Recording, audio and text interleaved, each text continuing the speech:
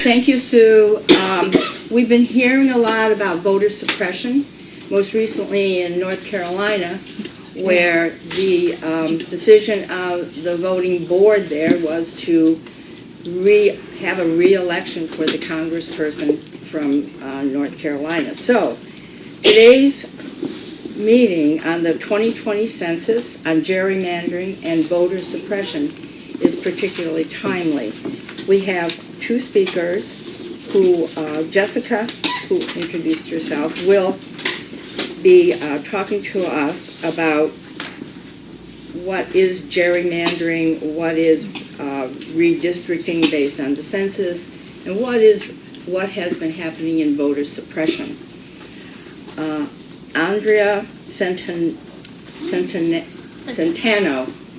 from MALDEF, the Mexican American Legal Defense Fund, who is actively litigating against the inclusion of citizenship status in the 2020 election.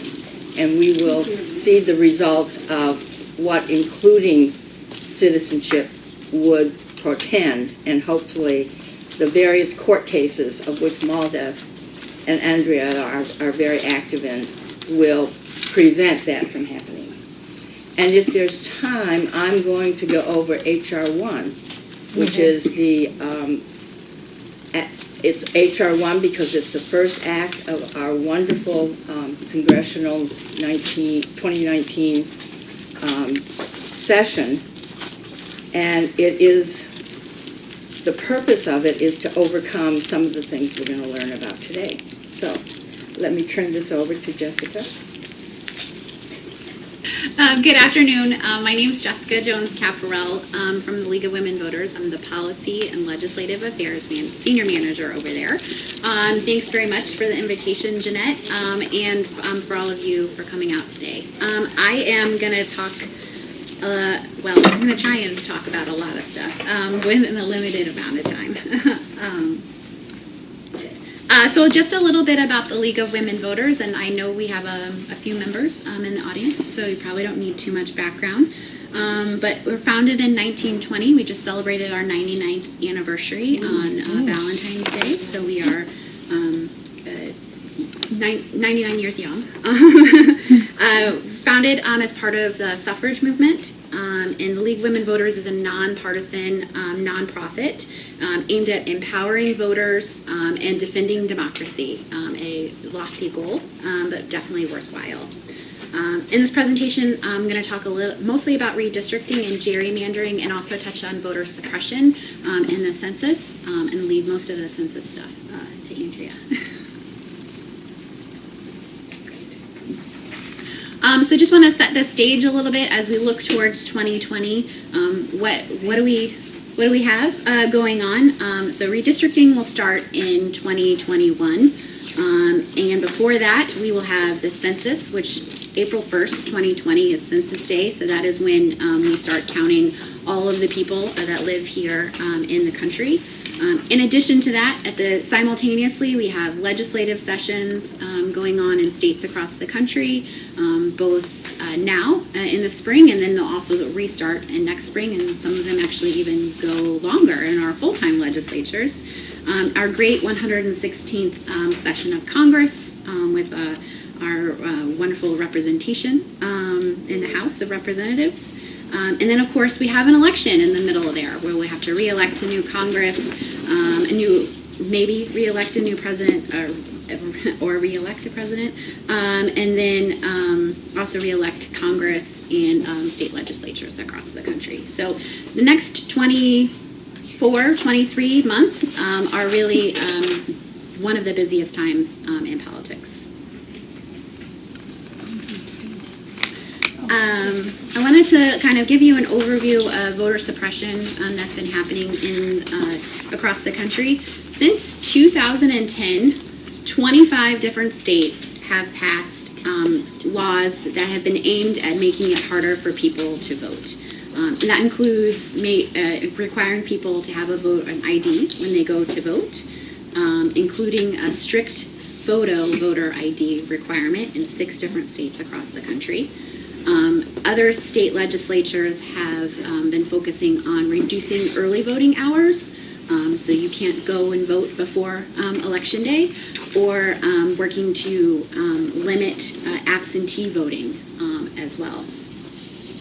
Other changes that we've seen is changes in the number of polling places, so making it harder for you to go to your polling location.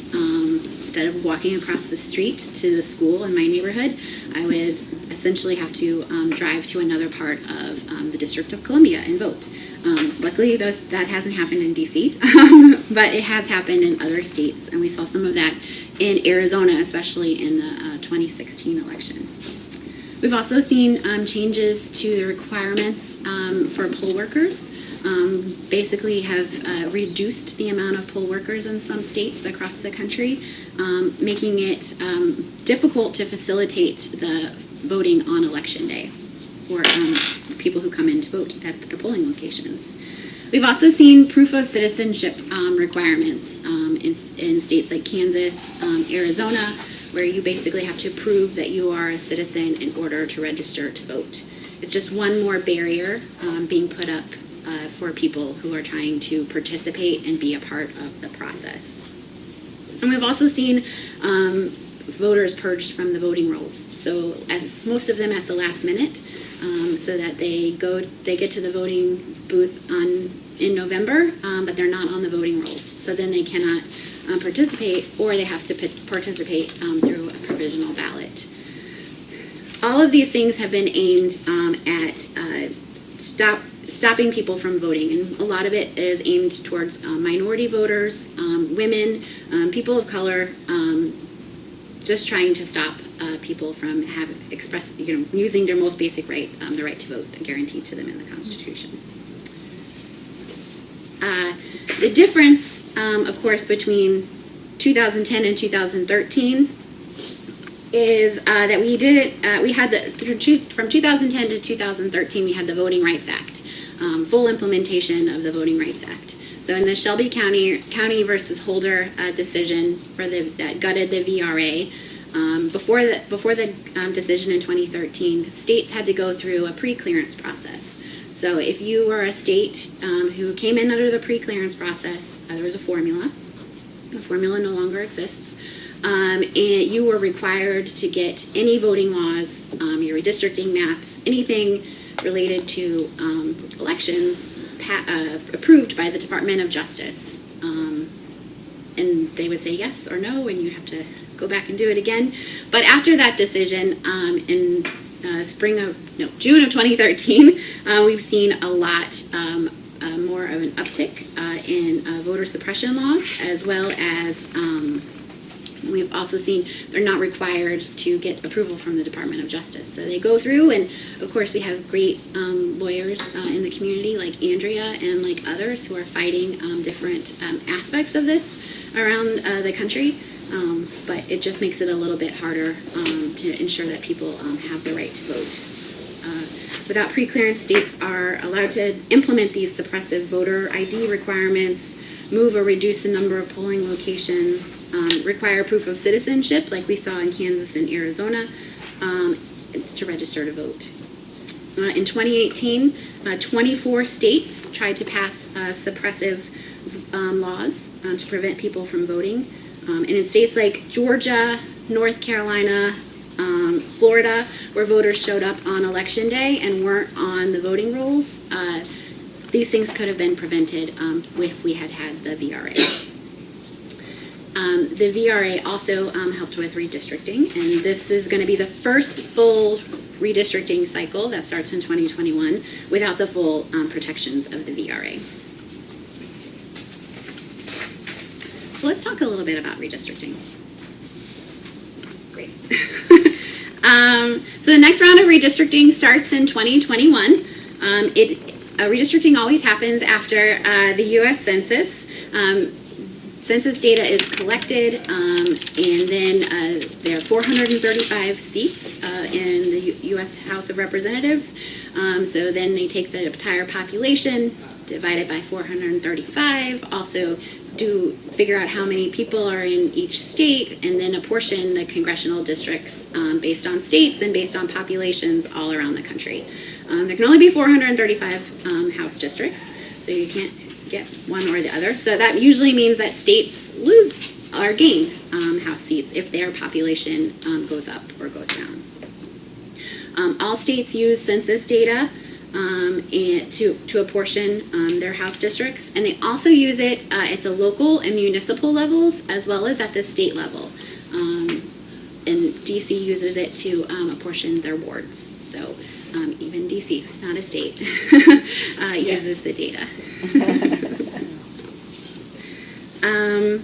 Let's see. Sorry, I lost my place.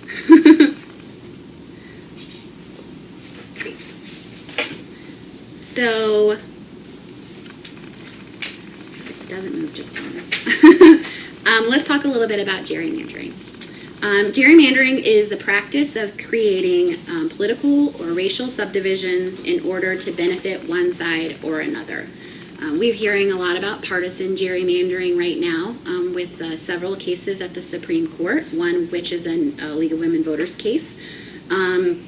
Partisan gerrymandering ensures that one political party stays in power for years. There is intent to keep the power in the hands of Republicans or the hands of Democrats for decades to come. Racial gerrymandering benefits or intentionally dilutes minority groups. And I have a map of North Carolina up here. This is the map from the 2011 round of redistricting, which has since been declared unconstitutional. There are 10 Republican and 3 Democrat districts. And I'm just going to point a little bit. So this is the map from 2011 that was created. This was challenged as a racial gerrymander in 2 districts. This 12, this little salamander that comes all the way down, was challenged as a racial gerrymander, as well as District 1 over here was challenged as a racial gerrymander. And it comes down here and grabs a bunch of people and then goes back up. Successfully challenged, and they had to redo the maps in 2016. So this is the current map, but it is also under a challenge in several cases, actually. You can see how District 12, which was that salamander, is now just this teeny tiny little chunk. And then District 1 doesn't come all the way around and grab some people and go back out. But Districts 1 and District 12 were a racial gerrymander because they basically crowded, District 12 especially, followed the lines of I-85 down the highway and was no wider than I-85 at one point. And it crowded a lot of African American voters into one district. Now that's not illegal under the Voting Rights Act, but it is considered it's like cracking and packing is what the 2 of the phrases that we use when we talk about redistricting. So it did pack all of the African American voters into one area, and then there's a cracking example as well. So this is the North Carolina map that's currently under challenge in Common Cause v. Ruscio and League of Women Voters of North Carolina v. Ruscio, which are combined, and I'm going to talk about those in a little bit. So North Carolina is always a fun state to be able to learn about. It is. So how can we stop gerrymandering? I think the Great. The first thing we can do is take the power out of the hands of politicians. We know that when politicians are drawing the maps, that they're drawing them for themselves and for their colleagues.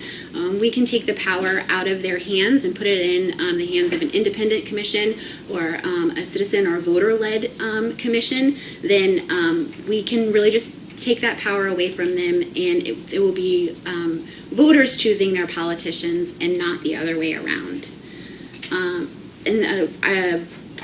Independent commissions are something that the League is working towards in some states across the country. Of course, we know that the politics in every state are different, so we have to work where we can. But we've had great success with independent commissions in Arizona and in California. There are some other states that have different commissions, and I actually can go back to a map that shows you at the end, if you want, that shows you who has a legislative redistricting, who has a public advisor or a politician advisory committee, who does it by nonpartisan legislative staff. But redistricting is a little different in every state. The other thing that we can do in addition to setting up independent commissions is establish the criteria for lawmakers to use if they are the ones that are drawing districts. So making sure that there is equal population in every district that they are drawing. Ensuring that there's effective representation of racial and linguistic minorities. I think a lot of the time we don't talk about folks who need language assistance, and they're a huge community, so they're a huge community that usually live in one area, and we don't want to break them up because they identify as being part of the same community. They should be contiguous, so you shouldn't have to, as in the North Carolina map, you shouldn't have to cross a body of water to get to the rest of your district. You should be able to drive it. Protect communities of interest, so whether we're protecting African American voters or Hispanic voters or language minorities, we should protect the communities that identify as living together. And they should promote partisan fairness. That just seems pretty simple to me. And finally, respect boundaries of municipalities and counties. It's, I think, often difficult when you have half of a county in one congressional district and half of a rural county maybe in another congressional district, when it seems like all of your interests are the same. And so keeping those boundaries, those natural boundaries together as much as possible is really important. And finally, redistricting should not be done in secret. It should not be done in a closet or late at night at the Capitol in a secret room, which is what happens a lot. Redistricting should be done in an open and transparent process with public participation. One of the things that we have seen is that when the public is also given the opportunity to draw maps and to make a proposal for a map, lawmakers can use those to draw their own maps. Most of the time they don't, but we can also use that as evidence in future litigation efforts to prove that there was a better way that they could have done it, and really point to other ways that the maps could have been drawn. This is not the only way North Carolina could have drawn their map. There are other ways, and here's what Joe from Charlotte said. So that's public participation is really important. There have been, voters in 2018, the 2018 election supported redistricting ballot initiatives in 5 states across the country. In Colorado, in Michigan, and in Utah, and in Ohio, they all have independent commissions that are being set up for both congressional redistricting and state legislative maps. In Missouri, my home state, they have appointed an independent demographer, so an independent map maker, who will draw the maps and refer them to the legislature. Still an independent process, not as independent as the citizens commissions in Colorado, Michigan, and Utah, but still a good process. So we know that voters across the country support these efforts, and there's never been a more hot time to be a redistricting or a gerrymandering reformer in our country. So And I'll just point out that, Michigan, all of these states actually, these were citizen-led initiatives. These were people who went out and referred them to the ballot. They got some institutional support from coalitions and groups like the League of Women Voters, but they were largely led by volunteers to collecting all of the signatures, referring them to the ballot, getting them on the ballot, and then getting out there and talking to voters about the need for redistricting reform. There's also currently activity in a bunch of different states around the country, including Virginia, who just passed a redistricting constitutional amendment for redistricting on Saturday. And Maryland, the governor has appointed a special commission to take a look at redistricting around the country. There's also movements in Indiana and Oregon to start collecting signatures, to start building support for redistricting reform, to get it on the ballot in 2020 so that voters can have a say in 2020. It's important to know what the ballot initiative process is in your state. Sometimes it has to be referred by the legislature. Sometimes it can be referred directly from the public to the ballot. But either way, it's important to know how you can refer it to voters. And sometimes it's like I said, sometimes the legislature has to pass a constitutional amendment, and then the state constitution says that voters then have to approve it. So it's a very different process, and it's important to know the initiatives process in your state.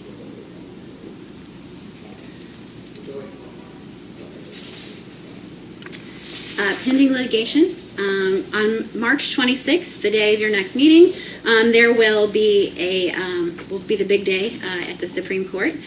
League of Women Voters of North Carolina versus Ruscio is a case that challenges the congressional district mapped in North Carolina, and it has been combined with Common Cause v. Ruscio. So both of those cases will be at the Supreme Court, and with Benesic v. Lamone, which is a case out of Maryland. These three cases combined together will really give the Supreme Court a menu of options to choose from. Each case has a little bit of a different legal theory, so it gives the Supreme Court a lot to consider. It also gives the Supreme Court a Democratic gerrymander and a Republican gerrymander to consider. So they won't be just thinking about one side or the other. It really lays out the whole spectrum. It's 10 a.m. 10 a.m. is when the first argument is, and there will be a rally at the Supreme Court. I know you all have your meetings, but if you are interested in attending, please come out and support getting rid of gerrymandering at the Supreme Court. The other case that we might see come up, of course, Gill v. Whitford was the big case during the last term of the Supreme Court that challenged a Republican gerrymander in Wisconsin, and it got referred back to the lower court to prove standing. So we could see that come up again to conference probably later this year. Finally, I just wanted to show you a little bit litigation in action. Litigation has become a fairly common way to fight gerrymandering in states around the country. In the case of the League of Women Voters of Pennsylvania versus the Commonwealth of Pennsylvania, it's a great case to study to show the impact of fair and representative maps. So this is the original map in 2011. I will say that, just because a map looks funny doesn't mean it's necessarily wrong. So you have to, but it does, when you look at a map and it does look funny, then perhaps it gives you an opportunity to take a second look at how the district was drawn. So we've got this little guy comes all the way up and takes a little chunk out. There's like a little teeny tiny little squishy right there. So League of Women Voters of Pennsylvania challenged this map on partisan gerrymandering under the state constitution, not under the federal constitution, and they won.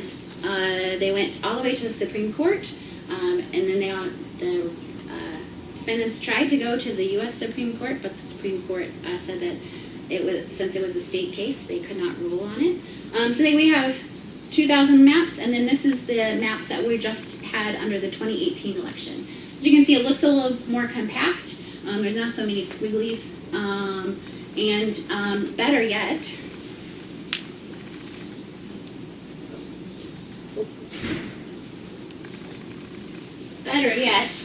so in 2016, under the old map, 28% of the representatives elected were Democrats, with 49% of the voters in Pennsylvania being registered Democrats. 72% representatives were Republican, where 38% of voters were registered Republican. But then in 2018, with the new map, you've got a 50-50 split. So it's pretty representative of the voters registered in the state. So when you look at it that way, and rather than just by what the districts look at, it's pretty much representative of the population. Probably just have a couple more minutes. So I just want to...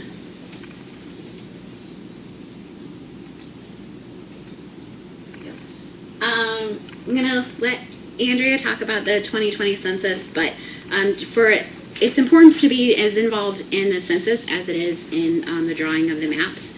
Census data is used for more than just redistricting. It's used for determining, how many police officers, what schools get money, where businesses come and go, and so it's really important to be just as involved in complete count committees or the census counting process as it is in redistricting. So if I could leave you with anything, I would say, make sure that you are participating and encouraging participation in the census and redistricting processes. Make sure to call your state and congressional representatives and demand fair maps, or call your city council members and demand fair maps. Figure out what the ballot initiative process is in your state for implementing reforms, if that's an opportunity.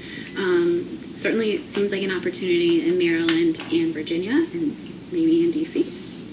And then work within coalitions to do the work. There's always strength in numbers. And coalition can be a coalition of your friends. It can be a coalition of groups. It can be a coalition of anything. And that's it. Thank you. Thank you guys very much. Thank you.